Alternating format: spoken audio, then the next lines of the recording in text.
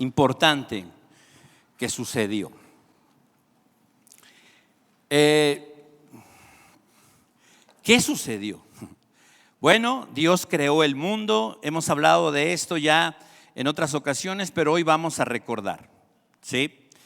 Dios creó al mundo perfecto, dice la Biblia, y fue el primer día y vio Dios que todo lo que hizo era bueno. Y llegó el segundo día y vio Dios todo lo que hizo era bueno. Y vio Dios el tercer día y todo era bueno. Y podemos nosotros avanzar así durante toda la creación y podemos mirar que era bueno. Dentro de todo ese contexto encontramos que Dios vio algo que no era bueno, y era que el hombre estuviera solo. Y entonces creó a la mujer y formó la primera familia, instituyó el matrimonio. El diseño de Dios está plasmado ahí. Pero las cosas continuaban siendo buenas, ¿sí? Lo único malo era que el hombre estaba solo.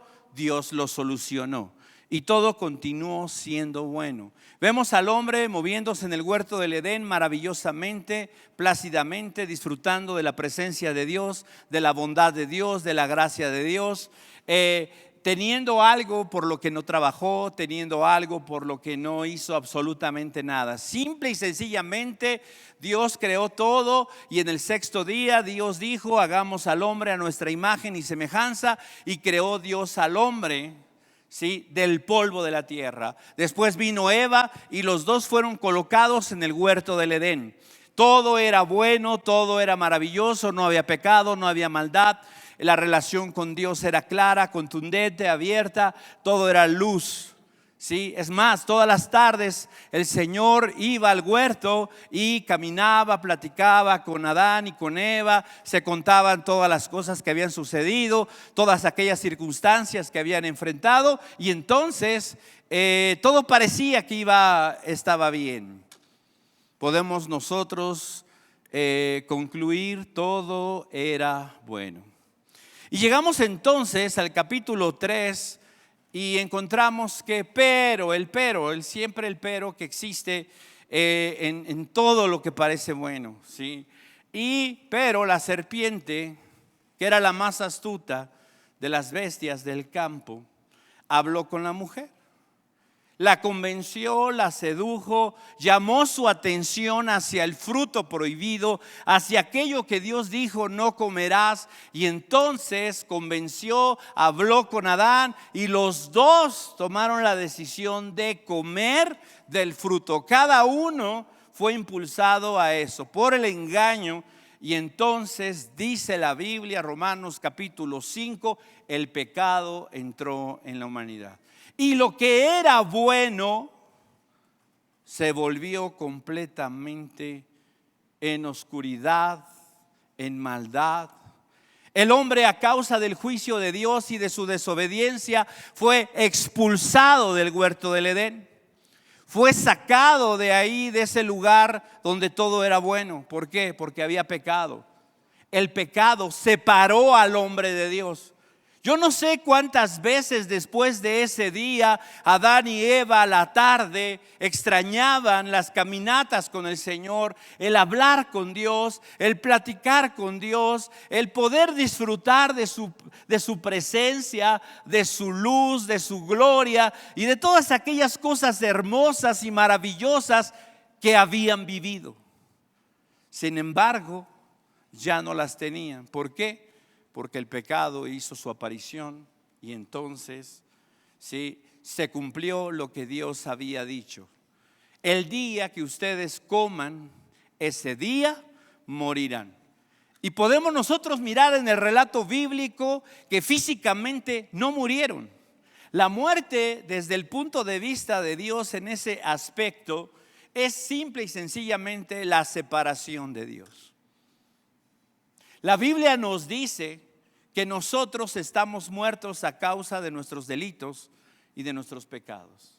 La paga del pecado es muerte, separación de Dios, ¿sí? Ausencia de Dios en nuestra vida. Pero lo maravilloso de esta historia triste, lamentable, trágica, con un final no feliz, es que no ha terminado. No ha concluido, no ha acabado la historia. Sí, es cierto, los protagonistas están tirados, están muertos aparentemente, están entregados a sus pasiones, están entregados a sus concupiscencias, y entonces el mal, el Satanás, ha tomado el control de sus vidas, los lleva a vivir de una manera desordenada, de una manera opuesta a Dios, rebelándose contra lo que Dios es, antagónicos a todo lo que Dios hace, ¿sí? Y deseando quitarse de encima el yugo de Dios. Esto nos lo dice el Salmo número 2. Lo estudiamos hace algunas semanas en el jueves. Entonces, esa es la realidad. Pero como dije hace un momento, la historia no ha terminado. Y en el capítulo 9 de Nehemías encontramos nosotros un recuento de lo que Dios ha hecho. La semana pasada ustedes oyeron, creo que les tocó al primer servicio escuchar acerca del corazón. Un corazón que agrada a Dios, ¿sí? Se arrepiente de sus pecados, un corazón reconoce la soberanía de Dios y otros aspectos. Pero hay algo dentro de lo que César platicaba la semana pasada, si no me equivoco fue con ustedes, acerca de la fidelidad de Dios. Acerca de cómo Dios, a pesar de nuestra infidelidad, Él permaneció fiel a su promesa, a su pacto, y lo sigue haciendo y lo seguirá haciendo. Y entonces, Nehemías capítulo 9 nos recuerda esto precisamente. Y vamos al capítulo 9 del libro de Nehemías y vamos a leer a partir del verso 8.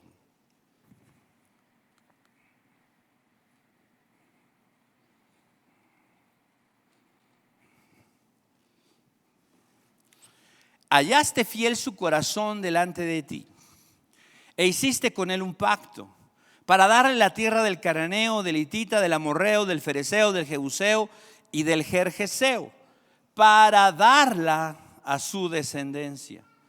Y has cumplido tu palabra. Esto es lo que la semana pasada aprendimos, que Dios es fiel y Dios cumple su palabra y cumple su promesa. ¿Por qué? Porque eres justo, ¿sí? Pero continúa la historia. ¿Por qué? Porque la historia no terminó ahí. Cuando Abraham era feliz, cuando Abraham ya era una nación, cuando Abraham era ya morador de la tierra de Canaán.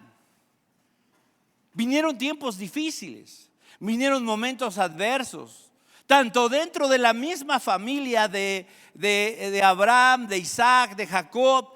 Vemos la disputa de los hermanos, la envidia que sentían por José, cómo lo vendieron como esclavo, cómo se deshicieron de él, cómo engañaron a su padre. Vemos todas las cosas que sucedieron en la familia de Jacob, ¿sí? Incesto, vemos envidias, homicidios, tantas cosas que vemos nosotros ahí dentro de esa familia. Pero vemos como aún la gracia de Dios está presente. Porque llega un momento donde el hambre viene a toda la tierra. Cae hambre sobre toda la tierra. Pero Dios en su gracia, en su fidelidad, le habló al rey, al faraón de Egipto, mediante un sueño que interpretó el hombre que había sido vendido, que había sido entregado como esclavo a un ismaelita. Y este ismaelita fue y lo vendió en Egipto, donde Potifar lo compró. La mujer de Potifar se encargó que lo metieran a la cárcel. ¿Para qué? Para que conociera al copero y al panadero. Para que entonces un hombre cercano al faraón, que es el copero, supiera que hay un hombre que venía de la tierra de Canaán, un hebreo que sabía interpretar sueños. La oscuridad que Dios permitió que cubriera la tierra, y lo que miramos que fue un juicio, y lo que miramos que la tragedia de la ruptura de lo bueno, de ese diseño maravilloso que Dios había establecido, no iba a durar para siempre. No era sino un medio. ¿Para qué? Para que la gloria de Dios se mostrara más adelante. Y eso es lo que pasa en nuestras vidas, ¿sí? La oscuridad, la tristeza, el dolor, los problemas, las dificultades, todas las cosas trágicas que nosotros podemos enfrentar son transitorias, son un medio que Dios va a utilizar para al final de la historia mostrar su gloria. Y entonces, ¿qué sucedió con José? José, gracias a la interpretación del sueño, se convirtió en el gobernador de todo Egipto. Creó la estrategia de almacenaje de grano, construyeron lo necesario, hicieron lo propio para que durante los 7 años de abundancia, ¿sí?, se almacenara tanta comida como fuera posible, agua, para cuando vinieran los 7 años trágicos, Egipto sobreviviera. Pero el plan de Dios no era solo hacer vivir a Egipto, sino a su pueblo. Y entonces es cuando el hambre llega a la tierra de Canaán. Los hijos de Jacob van a Egipto a buscar grano, ¿sí? Viene una reconciliación con José, un encuentro con José. Todo el pueblo de Israel viene a morar a Egipto. Y entonces todo parece nuevamente que es bueno. Tienen tierras, tienen comida, tienen agua, tienen el favor del rey, tienen todas las cosas. Pero nuevamente viene un tiempo de oscuridad. Muere José, muere el faraón que conoció a José, que amó a José, y comienza una etapa de oscuridad sobre el pueblo de Dios. Es esclavizado. Sabemos que la maldición no viene sin causa, pero podríamos añadir a eso, ni tampoco viene sin propósito. Y esto es importante, porque hay ocasiones en las que a Dios no le interesa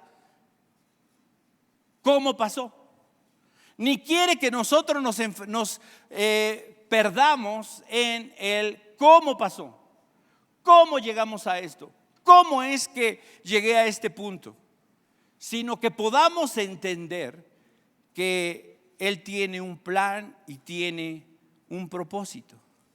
Dice el verso 9: están ellos esclavizados ya, no disfrutando, no siendo bendecidos, no siendo favorecidos, están esclavos. Dice el verso 9: tú viste la aflicción de nuestros padres en Egipto. Esta expresión que nosotros aquí leemos, aflicción, es una palabra hebrea que es oni, así como suena, oni. ¿Qué significa oni? Oni, aflicción, tiene un significado de una condición completa y totalmente miserable. Una condición que además de ser miserable, es decir, estar en la miseria, en la falta de todo lo bueno, de todo lo que necesito, de todo aquello que requiero, además crea una angustia, crea un dolor, crea una circunstancia en mi interior, en mi alma, de tristeza, ¿sí?, de preocupación. Y por más que me esfuerzo y por más que intento, no puedo salir de ella. Eso es lo que esta sencilla palabra oni significa. Entonces, en el verso 9 se nos describe al pueblo de Dios en una condición en donde por más que se esforzaban, por más que intentaban, por más que buscaban, no podían dejar de ser esclavos. No podían dejar de sentir la miseria, no solo externa, sino también interna, también en su alma, en su interior, en sus emociones, en su mente, en todo aquello que ellos eran. ¿Sí? Esta palabra aflicción describe el cuadro de alguien, ¿sí? Como Adán y Eva después de haber salido del huerto del Edén. Esta palabra describe a toda aquella persona que está sin Dios. No necesariamente porque todos los que están sin Dios tienen falta de recursos, tienen falta de esto, no. Pero describe en pocas palabras una circunstancia en donde nada, absolutamente nada, puede llenar su alma. Hay un esfuerzo humano por saciarse, pero no lo encuentran. Pero lo interesante es, dice el verso 9, y miraste, dice la NTV, la Nueva Traducción Viviente, tú viste la miseria de nuestros antepasados en Egipto. Tú la viste. El dolor, la aflicción, la angustia, ese oni que estás o que atravesaste, que viviste en algún momento, Dios lo vio. Dios lo vio. No sé cuántas veces tú, en medio de tus circunstancias, de tu vida, has tenido noches en las que has llorado. Yo recuerdo perfectamente en algún momento cuando mirando mi condición, mi situación, yo lloraba por alguna razón.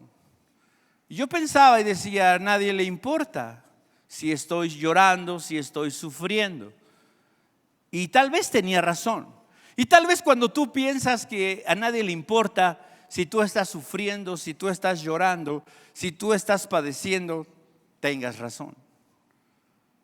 Pero hay algo que es interesante y que revela a un Dios maravilloso y único, y es el hecho de que Dios sí está mirando. Dios sí está viendo lo que estás pasando en esos momentos y en ese tiempo y en esas circunstancias donde quizá yo pensaba que nadie miraba. Él sí estaba mirando. Él dice aquí el relato en Nehemías 9 que Él vio la miseria, Él vio la necesidad, ¿sí?, de nuestros antepasados, y quizá podríamos nosotros decir, mira la nuestra, ¿sí? Quiero continuar leyendo el texto, pero quiero hacerlo en la Reina Valera. Dice el verso 9, y miraste la aflicción de nuestros padres en Egipto, y oíste el clamor de ellos en el Mar Rojo, e hiciste señales y maravillas contra Faraón, contra todos sus siervos y contra todo el pueblo de su tierra, porque sabías que habían procedido con soberbia contra ellos. Y te hiciste nombre grande como en este día. Dividiste el mar delante de ellos y pasaron por medio de él en seco. Y a sus perseguidores echaste en la profundidad como una piedra en profundas aguas. Con columna de nube los guiaste de día y con columna de fuego de noche, para alumbrarles el camino por donde habían de ir. ¿Qué es lo que nosotros podemos mirar en esta parte de la Escritura. En esta parte de la Escritura, nosotros podemos identificar algo que es fundamental que nosotros entendamos. ¿Qué nos llevó a esa situación oscura?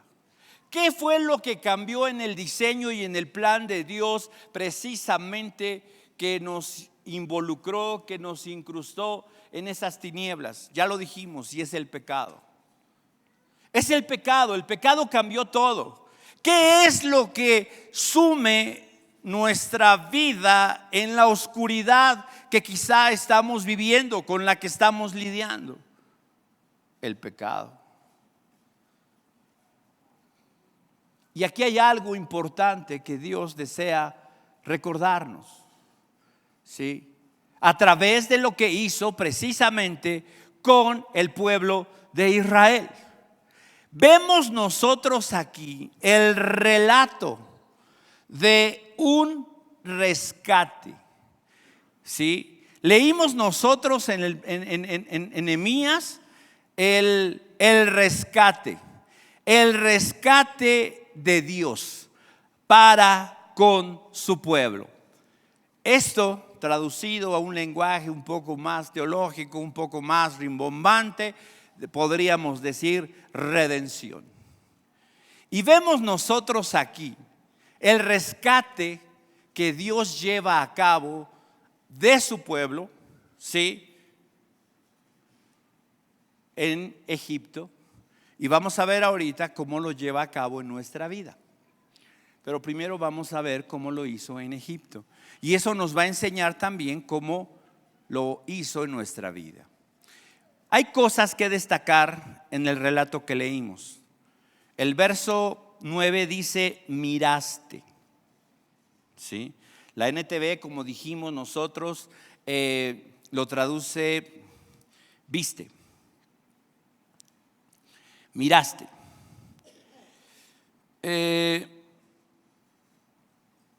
Todas estas palabras que vamos a mencionar están en segunda persona. El pueblo de Dios, en este caso, sí, el que está relatando, el que está hablando, no piensa que él es autor de ninguna de estas cosas. Fíjense, verso 9 dice: miraste, ¿sí? La segunda parte: y oíste. Verso 10: e hiciste, ¿sí? Continúa: sabías. Final del verso 10: y te hiciste. Verso 11: dividiste, ¿sí? Dice el verso 12: guiaste, descendiste, hablaste, diste, ordenaste, prescribiste. Y podríamos leer muchos otros pasajes y vamos a encontrar la misma realidad, segunda persona, el singular de la segunda persona, ¿sí? ¿Por qué razón? Porque aquí en este asunto nosotros podemos encontrar la realidad de la redención, la realidad de lo que Dios hizo por nosotros, ¿sí? Todos estos verbos los vamos a encontrar, ¿sí? en un singular, en un tiempo, gramaticalmente es un tiempo imperfecto, pero lo que nos importa es segunda persona. Singular, segunda persona. ¿Por qué razón? Porque todas esas cosas que el pueblo de Dios disfrutó, que el pueblo de Dios tuvo, ninguna de ellas fue obra de sus manos. Ninguna de ellas fue el resultado de su esfuerzo. Porque recordemos, ellos estaban en miseria, se esforzaban y no conseguían nada. ¿Sí? Ahora, vamos a leer Éxodo capítulo 6.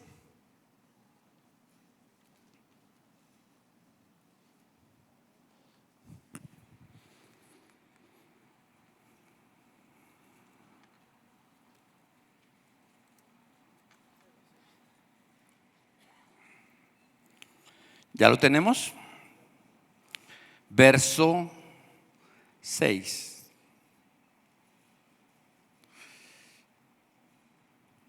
Bueno, vamos a leer, hace rato leímos solo del 6 al 8, ahorita vamos a leer del 1 al 8 y vamos a ver por qué. Dice 6:1. Recuerden, estoy en el Reina Valera. Hoy la mayoría va a ser Reina Valera, solo que les diga que no. Entonces, así que los que hoy trajeron su Reina Valera y el que ya compró la NBLA dice: ¿y ahora que traje la NBLA? No, Reina Valera, por favor. Dice, encontramos, verso 1, Jehová respondió a Moisés: ahora verás lo que yo haré a Faraón, porque con mano fuerte los dejará ir, y con mano fuerte los echará de su tierra. ¿Sí?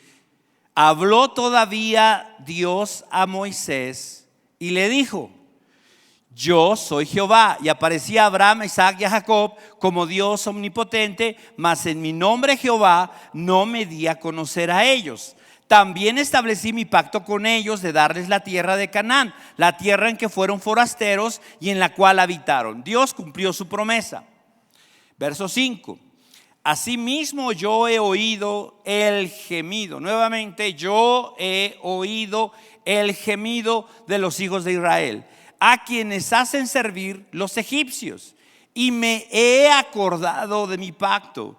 Por tanto, dirás a los hijos de Israel: yo soy Jehová, y yo os sacaré de debajo de las tareas pesadas de Egipto, y os libraré de su servidumbre, y os redimiré con brazo extendido y con juicios grandes, y os tomaré por mi pueblo y seré vuestro Dios, y vosotros sabréis que yo soy Jehová vuestro Dios, que os sacó de debajo de las tareas pesadas de Egipto.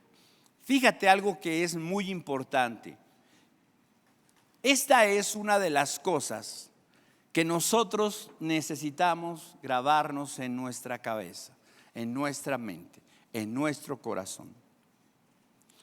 ¿Cuál es esta realidad?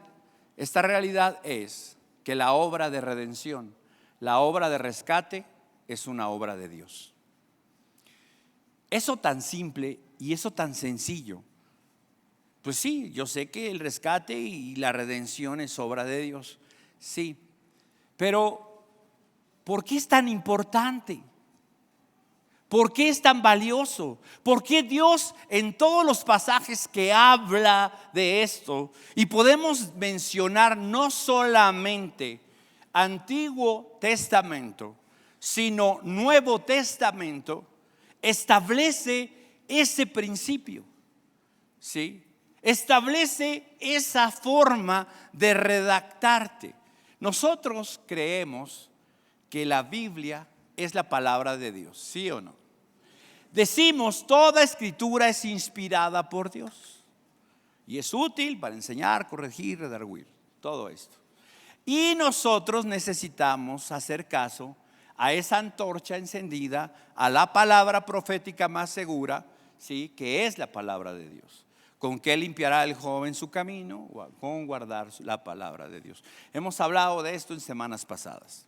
Pero he aquí una de las cosas importantes que nosotros necesitamos recordar siempre en la redención.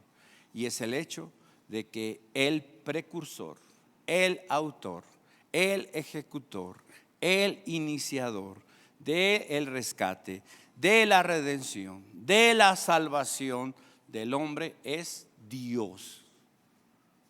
Nadie, absolutamente nadie más que Dios. En los versos que hemos leído, Dios es muy claro en esto. Yo te saqué, yo oí, yo miré, yo hice, yo arrojé a Faraón, yo lo pisé, yo lo destruí, yo lo ahogué.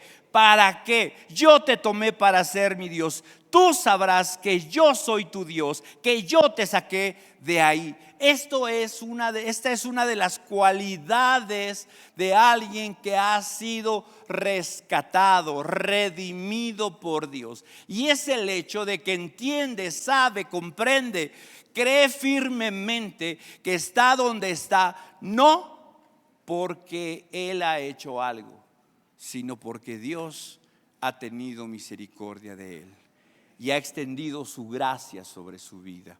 ¿Por qué es tan importante y relevante esto? Porque mira, ¿qué pasa si yo, comienzo a pensar que decidí entregarme a Jesucristo? ¿Qué pasa si yo pienso que decidí salir de la oscuridad? ¿Sabes qué? Ya no me gusta este lugar, me voy a otro. Es como decir, ya no me gusta vivir en tal colonia, me voy a mudar a otro lugar, ¿no? Es una decisión que tomo basado en mis preferencias, mis sentimientos, mis gustos y lo que sea, ¿no? Pero yo soy el que está decidiendo. ¿Sabes qué? Ya el hecho de que yo piense, crea que intervení de alguna forma, manera en esto, me va a llevar, a algo que Pablo advierte que es un peligro, y es a la jactancia, al creer que puedo yo conseguir algo por mí mismo. Y ese es un peligro muy fuerte. Mira, tenemos un ejemplo de esto. El rey David.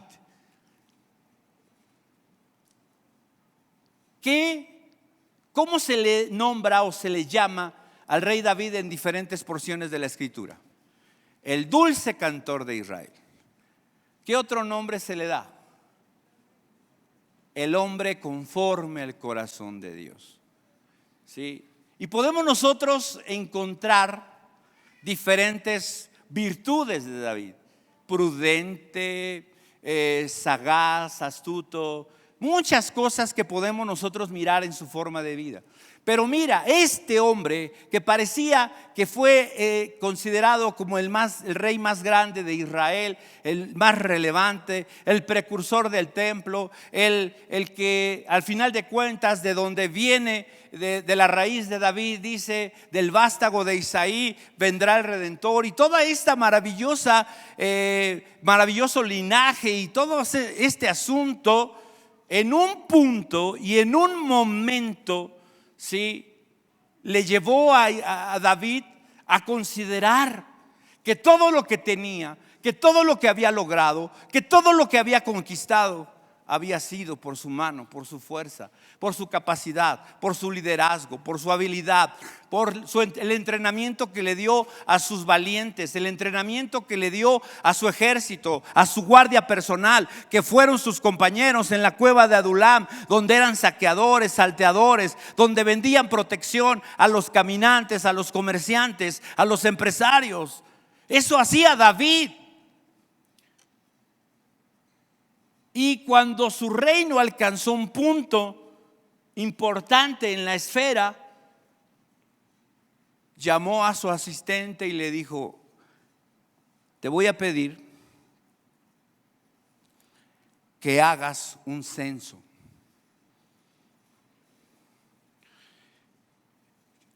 ¿Un censo? Sí, un censo. Quiero saber cuánto ejército tenemos. Quiero saber qué tanto poder militar tenemos.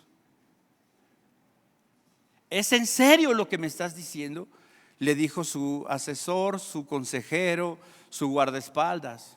¿Es en serio? Sí. Pero ¿por qué vas a pecar contra Dios haciendo esto? Cállate y obedece. Intentó convencerlo, pero dice la Biblia que Dios a través de Satanás, incitó el corazón de David para que pecara de esta manera. ¿Por qué estaba pecando David al censar su poder, su fuerza, su ejército? Porque entonces David comenzó a pensar que lo que tenía, que lo que había logrado, que todas las conquistas eran por su fuerza, su talento, su habilidad, su capacidad. ¿Sí? Y por eso Dios se enojó con él. Y Dios trajo mortandad sobre su pueblo. Y le enseñó y le recordó que no podía confiar en eso. Gedeón tenía un ejército. No, son demasiados. No vayan a pensar estos que van a poder, que es su fuerza. No, no. Y ¿sabes qué? Dios 1000 veces dice no. No puedes tú pensar que tú eres capaz de algo, que tú tienes la capacidad de lograr algo. Se oye feo, se oye espantoso, pero ¿sabes qué? Es la realidad. Efesios capítulo 2.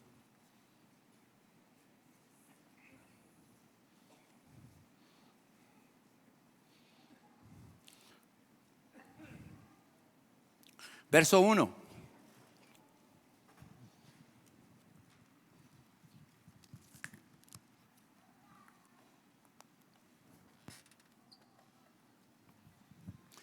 ¿Y él?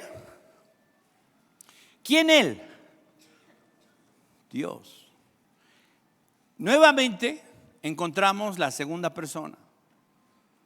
Él os dio vida a vosotros cuando estabais muertos en vuestros delitos y pecados, en los cuales anduvisteis en otro tiempo, siguiendo la corriente de este mundo, conforme al príncipe de la potestad del aire, el espíritu que ahora opera en los hijos de desobediencia, entre los cuales también todos nosotros vivimos en otro tiempo en los deseos de nuestra carne, haciendo la voluntad de la carne y de los pensamientos, y éramos por naturaleza hijos de ira, lo mismo que los demás. Ahora vamos a leer el mismo texto en NTV, por favor. Él os dio vida, dice la Reina Valera, y Él os dio vida a vosotros. Fíjate cómo dice la Nueva Traducción Viviente. La Nueva Traducción Viviente dice: antes ustedes estaban muertos. ¿Sí? Antes ustedes estaban muertos a causa de su desobediencia y sus muchos pecados. La paga del pecado es muerte. ¿Sí? Antes ustedes estaban muertos a causa del pecado. Bien, verso 2.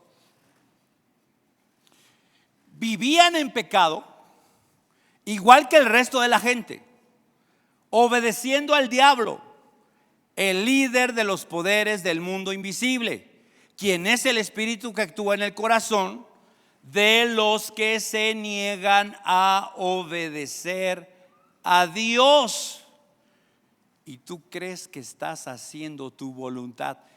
Ja, ja, ja. No, cuando nosotros vivíamos de esa manera sin Dios, no estábamos haciendo nuestra voluntad, estábamos haciendo la voluntad del diablo. Sí. Todos vivíamos así en el pasado. ¿Quiénes dice ahí? ¿Cuántos de aquí? Todos. No, ¿qué te pasa? Yo vengo de otro lado. Hasta en eso hay código postal, mi hermano. No, todos pertenecíamos al mismo código postal. ¿Sí? Perdidos, miserables y sin Dios. Ese era nuestro código postal. Todos vivíamos así en el pasado, siguiendo los deseos de nuestras pasiones y la inclinación de nuestra naturaleza pecaminosa. Por nuestra propia naturaleza éramos objetos del enojo de Dios, igual que todos los demás. Nuevamente dice todos los demás, pero hay una diferencia. ¿Cuál es la diferencia? La diferencia es éramos, vivíamos. ¿Sí? Ahora nosotros miramos que no solamente la redención es una obra, ¿sí?, de Dios, que tiene su iniciativa en Dios, sino que tiene un propósito, que es cambiarnos, transformarnos, ¿sí? Dice el texto, en el verso 1 leímos que nosotros estábamos ¿cómo? Muertos.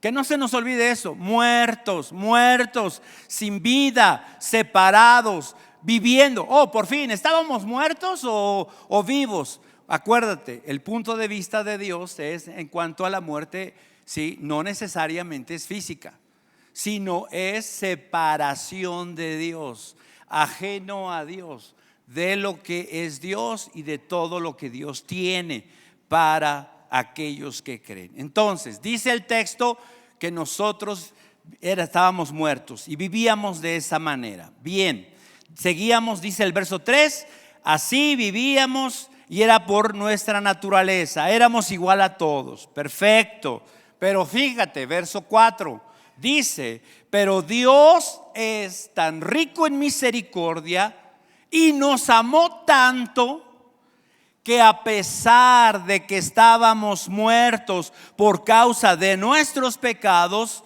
nos dio vida cuando se levantó a Cristo de los muertos. Fíjate, ¿qué es lo que nos dio vida? Mi decisión. Mi capacidad mental para procesar información me dijo que lo mejor que yo podía hacer era creer en Cristo, y creí en Cristo. Y entonces yo creí en Cristo y no voy a ir al infierno, voy a ir al cielo porque yo creí en Cristo. Eso no es lo que enseña la Biblia. La Biblia enseña que tú y yo estábamos muertos en nuestros delitos y pecados.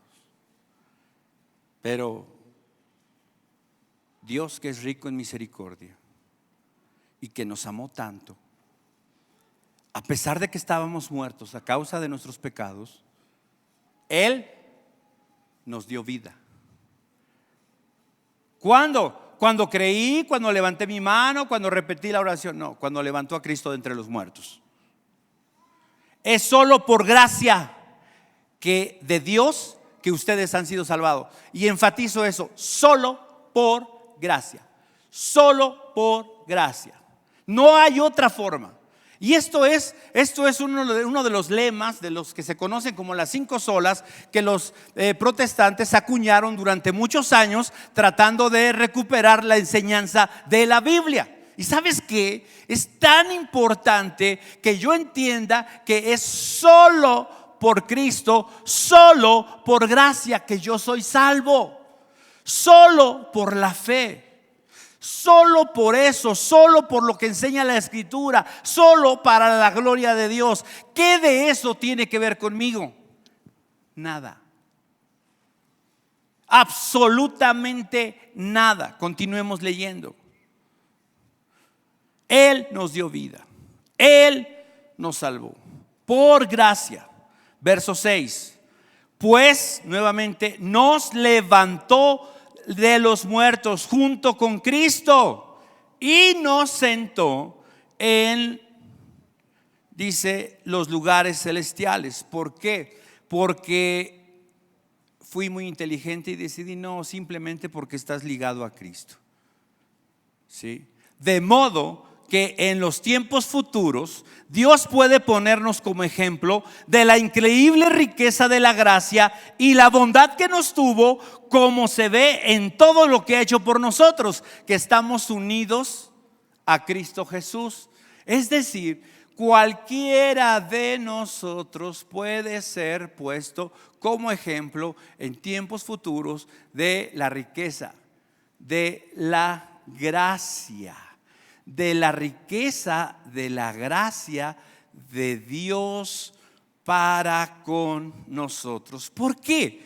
¿Por qué tú y yo podemos ser puestos como ejemplo de la riqueza de la gracia de Dios? Bueno, la palabra gracia nosotros sabemos qué significa. ¿Qué significa gracia? favor, muy bien. ¿Qué más significa gracia? ¿Perdón? Gratuito. Favor inmerecido. Mira, la palabra gracia la tenemos que entender simple y sencillamente así. Gracia representa todo lo bueno, todo regalo, todo favor, todo aquello que Dios me da sin merecerlo. Eso es gracia. Por gracia sois salvos, no te lo merecías. Y ahora ya me lo merezco. Todavía no te lo. Nunca va a cambiar el estatus de cómo o por qué Dios hace las cosas. Y el estatus de cómo o por qué Dios hace las cosas siempre va a ser por gracia.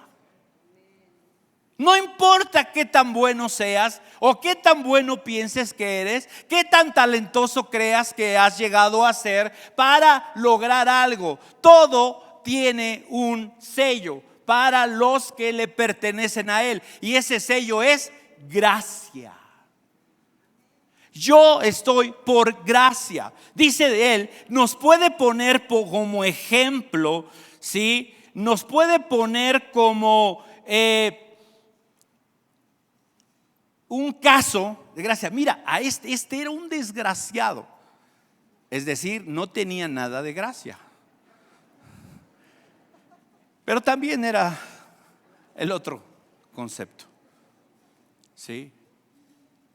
¿Por qué? Porque era esto. Era un mentiroso. ¿Sí? Era un inmoral. Era un soberbio, arrogante, presumido, orgulloso. No, yo no era orgulloso. Yo más bien batallo por el otro lado, por la autoestima baja. Yo pienso que nadie me quiere, que nadie me valora. ¿Sabes qué es eso? Soberbia. Nadie ve lo valioso que soy. Nadie ve lo maravilloso que soy. Entonces me menosprecian. Por el lado que le busques, soberbia, arrogancia, ¿sí? Y entonces eso pierde completamente el concepto de gracia. Entonces Dios quiere ponernos a nosotros en ese contexto. Tú no merecías ser salvado, entiéndelo, compréndelo de una vez. Y tú no hiciste nada para salvarte. ¿Sí? Eso dice, vamos al siguiente verso, 8. Dios los salvó por su gracia cuando creyeron. Y ahí está, ya ves, yo creí, yo fui el que decidió, yo creí, sí, tiene razón Jesús. Fíjate lo que sigue diciendo el verso. Ustedes, ¿qué dice? No tienen ningún mérito en eso. Hasta eso es un regalo de Dios. No importa, mira, qué corriente doctrinal tengas. No es un asunto de corrientes doctrinales. No es un asunto de posiciones teológicas. No es un asunto de si eres wesleyano, arminiano, calvinista, o si perteneces a estos, a aquellos del pacto o no pacto. No importa, dispensacionalista, no importa cómo te llames, no importa la posición teológica que tengas. Aquí estamos hablando de lo que dice la Biblia, no de una posición, no de una idea, no de un concepto de un hombre, de una persona, de alguien a quien se le ocurrió. Estamos leyendo lo que la Escritura nos dice. Y si lo que la Escritura dice concuerda con lo que piensan algunos, maravilloso por ellos. Pero nuestra base y nuestro fundamento no puede ser ningún individuo, ninguna persona, ningún teólogo, ningún ministro, ningún pastor, ninguna persona en este mundo. Tiene que ser lo que dice la Biblia, a la ley y al testimonio. Y si la Biblia enseña algo, ¿qué tengo que hacer? Choca con mi posición teológica eso, choca con mi teología, choca con mi doctrina. Pues entonces tienes un choque con lo que Dios dice. Y créeme una cosa, Dios no va a cambiar de opinión. Y entonces Fíjate, dice, Dios nos salvó por su gracia cuando creyeron. Ustedes no tienen ningún mérito en eso. Es un regalo de Dios. Verso 9. La salvación no es un premio. No es una estrellita que te pone Dios. Creíste, decidiste bien, chico. Esto es good, like. No. La salvación no es un premio por las cosas buenas que hayamos hecho. Así que ninguno de nosotros puede jactarse, ¿sí?, de ser salvo. ¿Qué dice? ¿Cuántos podemos decir yo decidí? Hay un corito hermosísimo que me encanta. He decidido seguir a Cristo. Chispas, choca con mi teología. No, yo entiendo el sentido de ese coro. ¿Sí? Dios me convenció. Dios tomó la iniciativa conmigo.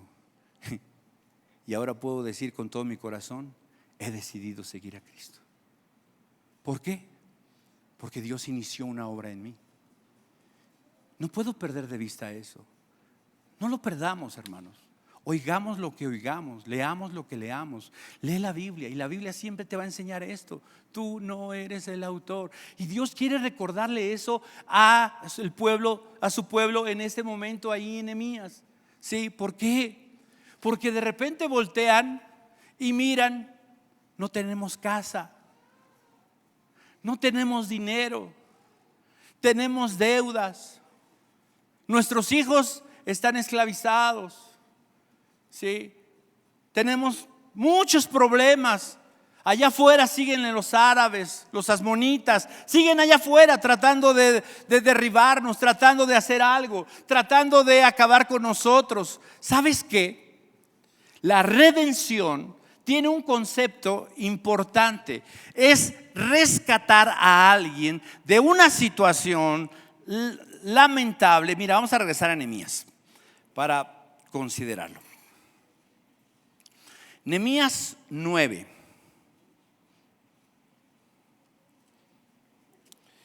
Dice, miraste la aflicción.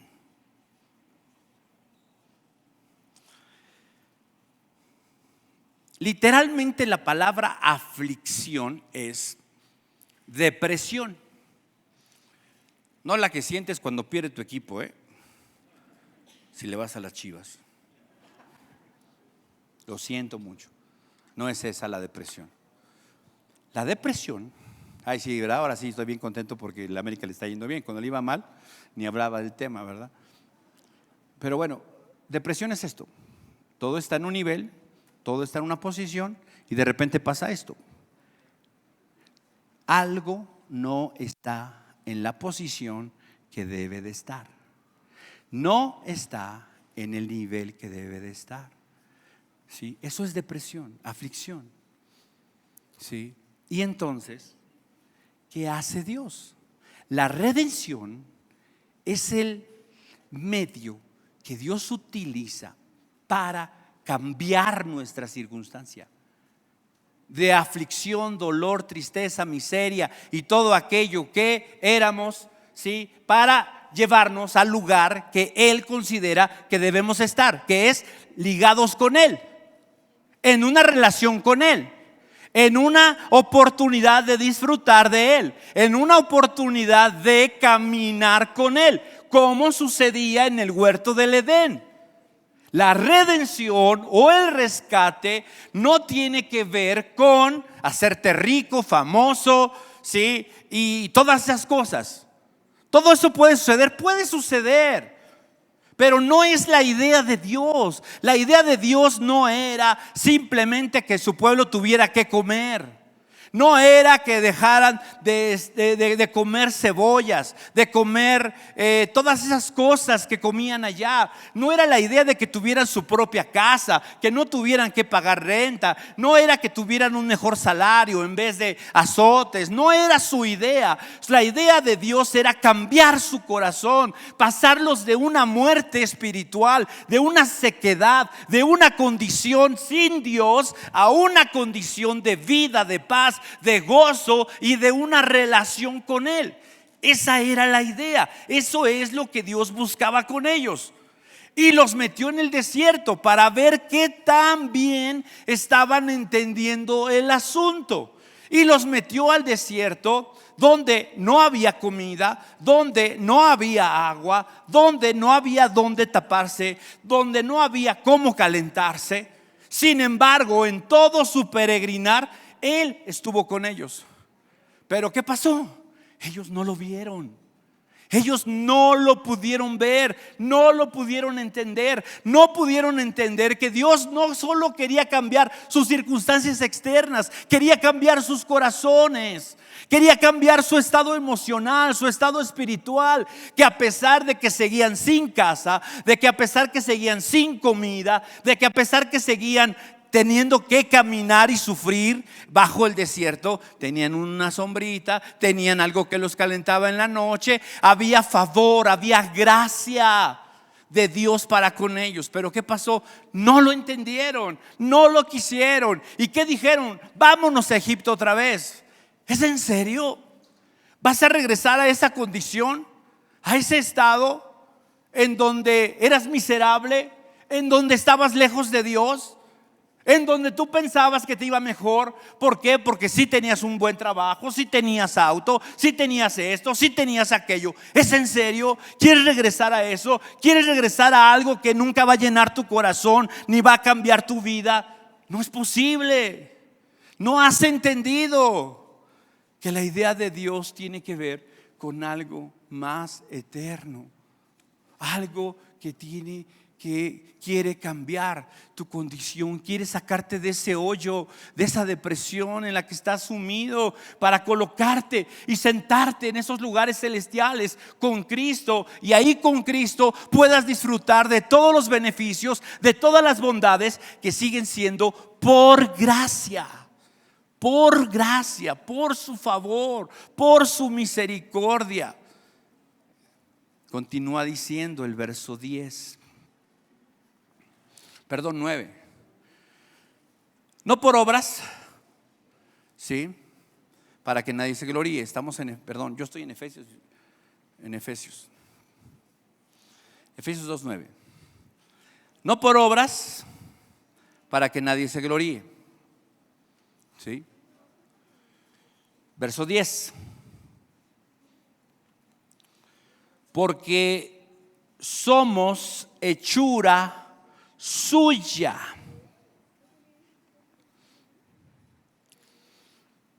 Fíjate, y aquí es donde tenemos un poema.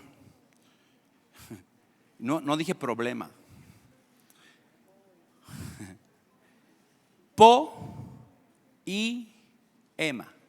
Poema. ¿Qué es poema? Es la palabra griega que se traduce hechura. ¿Qué significa esto? Poema es algo que es cambiado, algo que es transformado, algo que es fabricado, ¿sí? Hecho completa y totalmente diferente, distinto. Algo que podríamos nosotros decir que es nuevo, que es recién hecho. El que está en Cristo, ¿qué dice la Escritura? Nueva criatura es. He aquí las cosas viejas pasaron, he aquí todas son hechas nuevas. Eso es lo que dice ahí. Somos un poema, somos algo que ha sido hecho nuevo por Dios, por medio de su rescate, de su redención, creados en Cristo Jesús para buenas obras, las cuales Dios preparó de antemano para que anduviésemos en ellas. Fíjate, aquí hay un asunto importante. Todo esto suena maravilloso, la gracia de Dios, el deseo de Dios de sacarme de la esclavitud aquí, y Él lo hace, Él hace todo, yo no tengo que hacer nada, comienza Él, y simplemente yo pues ya en esta posición nueva, diferente, tengo que hacer cosas buenas. Tiene sentido y me parece algo correcto, prudente, entonces está bien. Sí, qué bueno que lo entiendes. ¿Por qué? Porque hay un asunto. ¿Qué dijimos cuál era la causa de por qué la humanidad había caído en desgracia? Es una sola palabra que se llama pecado. ¿Qué fue lo que originó que el pueblo de Israel cayera en desgracia una y otra vez? Pecado. ¿Qué fue lo que originó que Israel fuera llevado cautivo por los asirios a Nínive? Pecado. ¿Qué fue lo que ocasionó que Judá fuese llevada cautiva a Babilonia? Pecado. ¿Qué fue lo que ocasionó que la gloria de Dios abandonara el templo y hubiera un periodo de silencio de 300 años? Pecado. ¿Qué fue lo que tuvo que hacer Dios para arreglar el problema y tuvo que cambiar esa realidad? Fíjense, dice la Biblia en Mateo capítulo 1,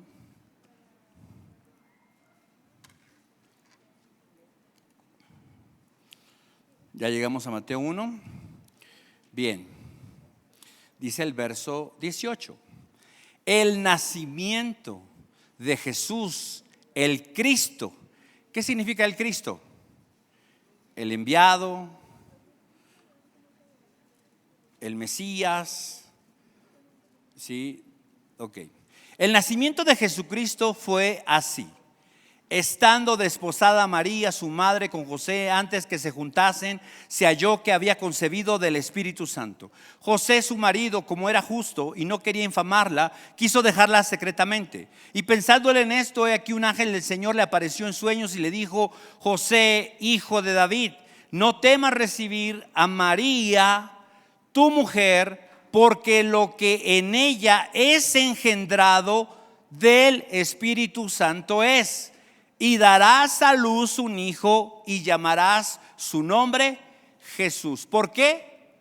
Porque él salvará a su pueblo de sus pecados. Esa es la idea. La misión de Jesús al venir a este mundo fue de rescate. ¿De qué? De nuestros pecados. ¿Sí? ¿Por qué? Porque el pecado es la causa que nos llevó a esa condición. En la salida de Egipto, ¿qué tuvo que hacer cada persona, cada familia, para que el ángel de la muerte no pasara por sus hogares y los destruyera y matara a sus primogénitos? Colocar sangre de un cordero, del cordero pascual, ahí en los dinteles. Y la sangre era lo que hacía que se pasara de largo. ¿Sí? La Biblia dice que Jesús es el enviado para salvarnos de nuestros pecados. Ese es el cordero pascual enviado por Dios. Es el cordero inmolado, que fue inmolado por nosotros, para salvarnos de nuestros pecados. Ese cordero que fue enviado en una misión de rescate a esta tierra para la humanidad, para todo aquel que cree, ¿sí? Comenzó su ministerio diciendo: arrepentíos, porque el reino de los cielos se ha acercado. El problema se llama pecado. ¿Qué tengo que hacer con mi pecado? Pues simplemente yo nada. Lo que tiene que suceder es que Cristo lo llevó en la cruz, Él murió, Él pagó, tan se acabó, yo lo recibo, yo me beneficio. Perfecto, tienes toda la razón. Eso es lo que yo tengo que hacer. Pero el pecado, sí, que Cristo llevó en la cruz del Calvario, yo lo que tengo que hacer es primero identificarlo, reconocerlo y después de eso arrepentirme, ¿sí? Sin arrepentimiento no puede haber perdón de pecados. El arrepentimiento es el medio necesario. Cuando Pedro predicó ahí en el libro de los Hechos, les dijo: ustedes crucificaron al Cristo, ustedes lo mataron y ustedes son culpables de esto, sí, porque Él vino para salvarlos y ustedes lo mataron. Y entonces, ¿qué le dijeron los que oyeron este sermón? Varones israelitas, ¿qué haremos? Y la respuesta de Pedro fue: arrepentíos, cambien su forma de pensar, dejen de pensar como piensan los demás, los que siguen la corriente de este mundo, y comiencen a pensar como piensa Dios. Y con respecto al problema principal que se llama pecado. Arrepentíos de vuestros pecados para que vengan tiempos de refrigerio, tiempos de bendición. Es el llamado de Dios en todo momento. Sí, ¿qué nos llevó a la muerte? Nuestros delitos y pecados. Y queremos vivir en la gracia de Dios todavía con nuestros delitos, con nuestros pecados. No hay compatibilidad en eso. Para que yo pueda disfrutar y vivir en el rescate de Dios, en esta redención, donde Dios está intentando llevarme al punto donde Él quiere sacarme de esa oscuridad, de esas tinieblas, lo que tengo que hacer es reconocer mi pecado y arrepentirme de él. Y entonces la gracia opera en mi vida. Entonces si hay algo que tengo que hacer, sí, pero es algo que Dios produce en ti. ¿Y eso que sientes cuando se habla de mentira? Y que tú dices, caray. Y finges que no eres tú, pero sabes que eres tú. Y cuando se habla de inmoralidad, adulterio, fornicación,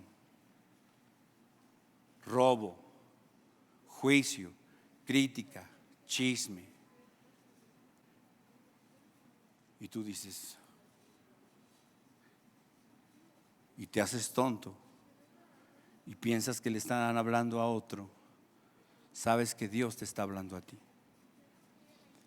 Ese que te está haciendo sentir culpable de ese pecado, ¿sabes quién es? Dios, a través de su Espíritu Santo. Te está diciendo cuál es tu pecado. Y te está diciendo, arrepiéntete, reconócelo y arrepiéntete, porque yo te quiero sacar de Egipto. Yo te quiero sacar de esa angustia. Yo te quiero sacar de esa condición en la que estás viviendo. Tu tristeza, tus lágrimas no son porque son malos contigo. No son porque todos son unos malas personas. No son tus lágrimas, tu dolor, tu tristeza. No es por culpa de tu esposa, no es por culpa de tu marido, no es por culpa de tus hijos, no es por culpa de otra cosa, sino es culpa de que no has hecho la paz con Dios. Estás separado de Dios por tu pecado. Y la obra de Cristo no puede ser eficaz en tu vida. El Espíritu no puede producir en ti el gozo, la paz, no puede producir paciencia, la bondad, no puede producir todo eso que Él quiere producir en ti. ¿Por qué? Porque tu pecado no deja que la eficacia de eso suceda. Entonces, Dios está tomando la iniciativa de llamarte, llamándote. ¿Te acuerdas cuando Lázaro había muerto? 3 días muerto. Apestaba, dicen las hermanas. Eso. Y entonces llega el Hijo de Dios. Llega Jesús. ¿Sí? Y va a la tumba. Está muerto. 3 días, huele feo. ¿Le importó? No. La gente nos miraba. No daba un peso por nosotros. No va a cambiar. Tú miras a otros, no va a dejar eso. No va a pasar esto. No, se va a ir al infierno. Va a pasar esto con su vida. ¿Sabes qué? Dios dice, cállense todos. Y entonces, simple y sencillamente dijo, Lázaro, ven fuera. El muerto oyó la voz del Hijo de Dios. ¿Y el muerto qué hizo? Estoy descansando, ¿no? Estoy muerto, no me puedo mover, ¿no? Oyó la voz del Hijo de Dios y salió. ¿Cómo salió? No sé si brincando, rodando, pero salió. Salió, ¿por qué? Porque oyó la voz de Dios. Dejó la tumba, dejó la oscuridad, dejó la mortandad. ¿Por qué? Porque oyó la voz del Hijo de Dios. ¿Sí? Y fíjate después, ¿qué les dijo a los que estaban ahí? Oigan, desátenlo. Ya después viene el trabajo de la iglesia. Ya después viene el trabajo del discipulado, viene el trabajo de otros en tu vida. Pero primero tienes que oír la voz del Hijo de Dios que te dice: sal de la oscuridad, sal de esa condición, sal de esa situación, deja tu pecado y ven a mí. Él te quiere rescatar de lo que estás viviendo. Él te quiere rescatar, quizá por primera vez, ¿sí?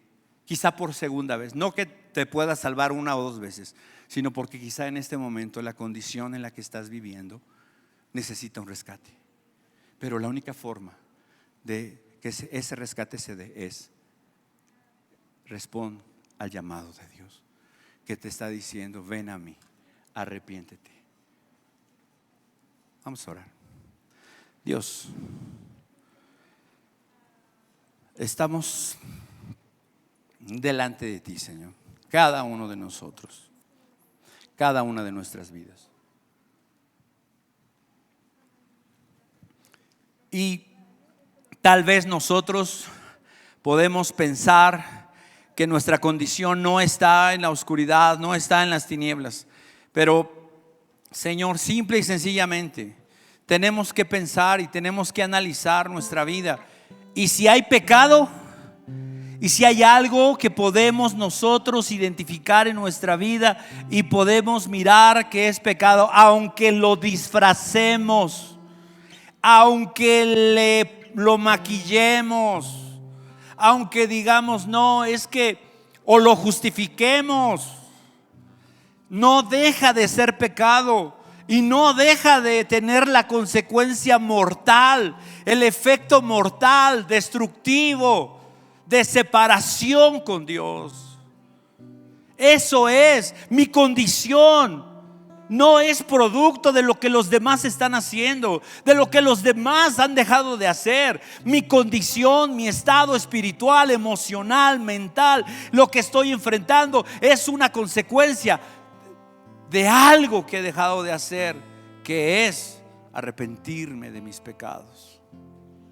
Dios, no permitas, Señor. Tú escucha el clamor de las almas. Tal vez no están pidiendo ayuda, tal vez no están diciendo ni clamando con su voz: ayúdame, Señor, sácame de aquí, Señor. Pero, Señor, tú miras su condición, miras su alma y miras la aflicción, la necesidad, la miseria, la tristeza, el dolor, las lágrimas que derraman noche tras noche, vez tras vez, la frustración en su alma, la frustración en su corazón. Señor, tú la miras, tú lo has oído, su llanto, su tristeza, Señor.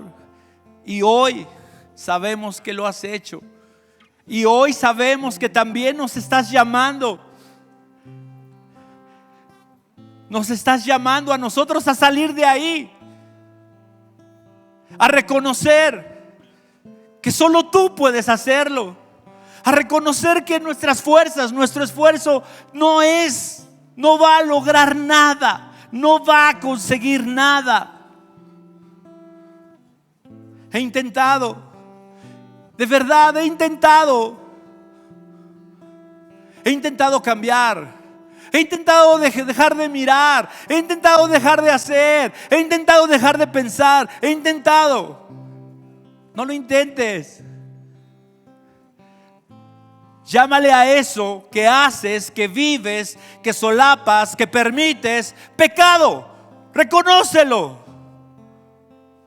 Coloca en tu vida la señal del cordero, la señal de la sangre. Cree que lo único que te puede librar de eso es la sangre de Cristo, el cordero que ya murió, que ya pagó en tu lugar.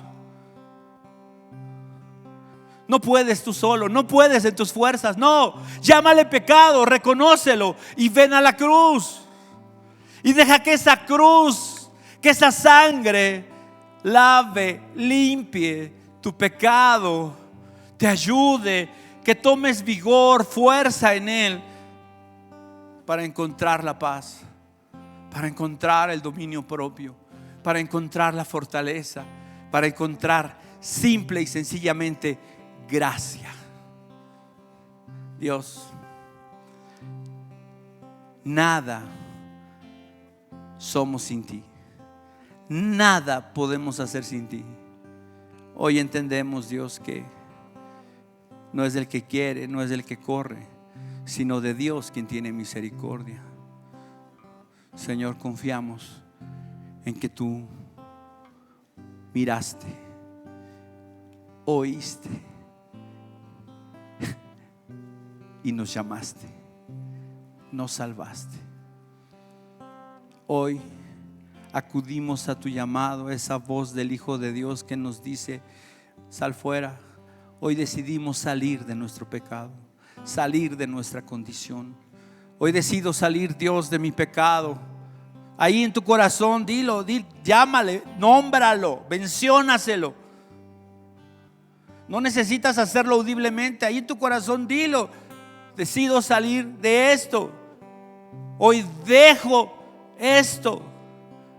Mentira, engaño, inmoralidad, fornicación, adulterio, robo, lo que quieras, orgullo, soberbia, chisme, juicio, crítica, murmuración, todo lo que se te ocurra, todo lo que en este momento el Espíritu Santo te permita reconocer y te dé una convicción de pecado. Hoy es el día en el cual puedes salir de ese hoyo. Hoy es el día en donde puedes salir de esa oscuridad, dejar la tristeza, dejar la soledad, la angustia, dejar eso. Hoy es el día. No pienses en lo que te hicieron, no pienses en lo que te lastimaron, no pienses en lo que no han hecho por ti. No pienses en eso, piensa en lo que Dios hoy ofrece hacer por ti. Cambiar tu condición, cambiar tu situación, cambiar tu realidad. Una realidad de muerte, una realidad de tristeza, una realidad de oscuridad, de tinieblas, por una realidad de vida, de gozo, de paz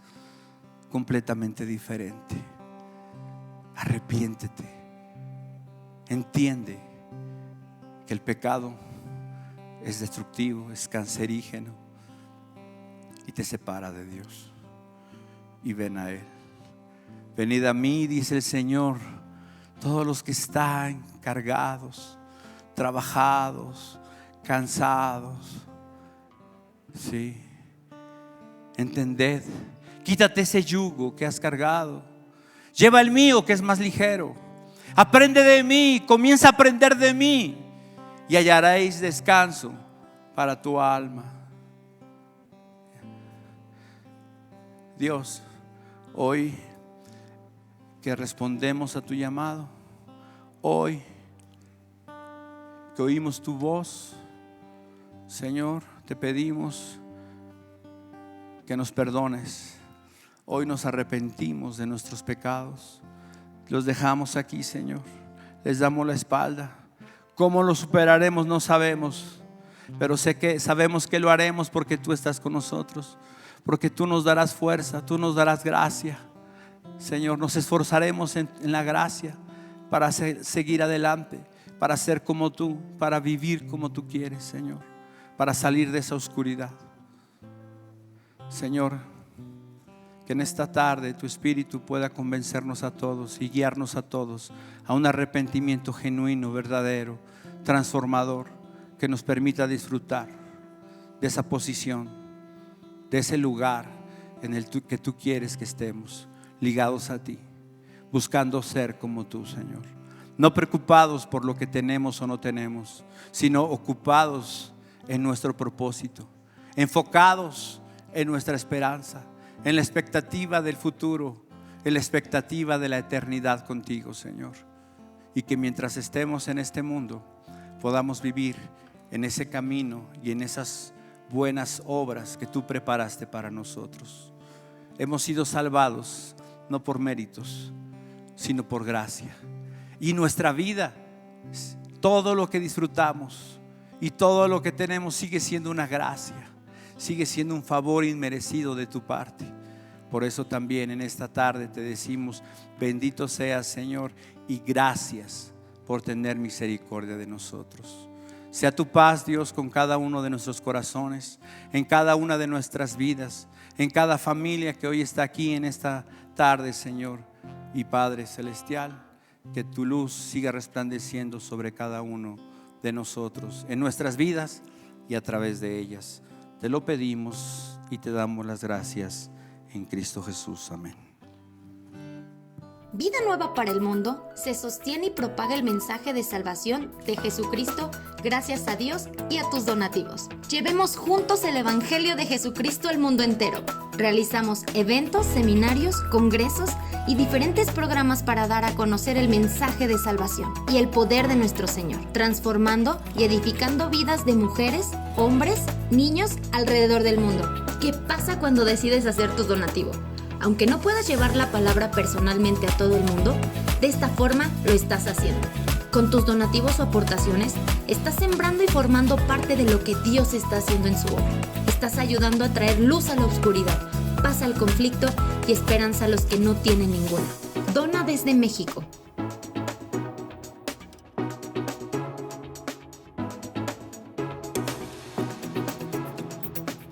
Dona desde Estados Unidos.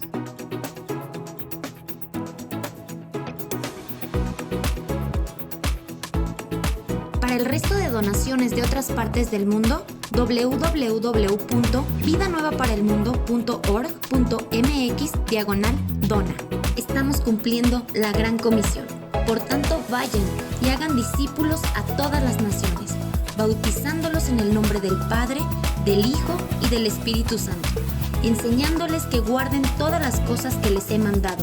Y he aquí que yo estoy con ustedes todos los días hasta el fin del mundo.